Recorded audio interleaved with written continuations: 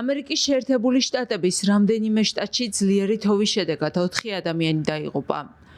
ზამთრის შტორმი, რომელიც აღწერილია როგორც ჩრდილოეთ პოლუსიდან წარმოშობილი პოლარული მორევი, სამხრეთის მიმართულებით დაიძრა.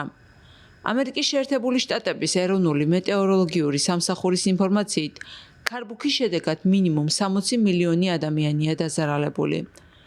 სტიქიის შედეგად 300,000-ზე მეტი ადამიანი ელექტროენერგიის გარეშე დარჩა.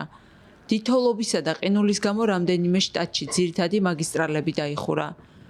დაიხურა სკოლები, ისევე როგორც მრავალი საჯარო სერვისი, მათ შორის სამთავრობო შენობები და კერძო ბიზნესი. უბრალოდ მინდოდა ჩავსულიყავი და მენახა, როგორი იყო გზები.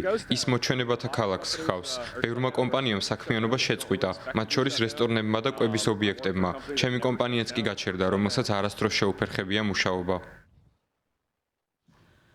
ამერიკის შეერთებულ შტატებში უამინდობის გამო გაუქმდა 2500-ზე მეტი შიდა და 6500-ზე მეტი საერთაშორისო რეისი. ამერიკის შეერთებული შტატების მეტეოროლოგიური სამსახური აცხადებს, რომ მომდევნო რამდენიმე დღის განმავლობაში დიდთოვლობა გაგრძელდება. საგანგებო მდგომარეობა გამოცხადდა მერილენდში, ვირჯინიაში, დასავლეთ ვირჯინიაში, კანზასში, კენკუთსა და არკანზასში.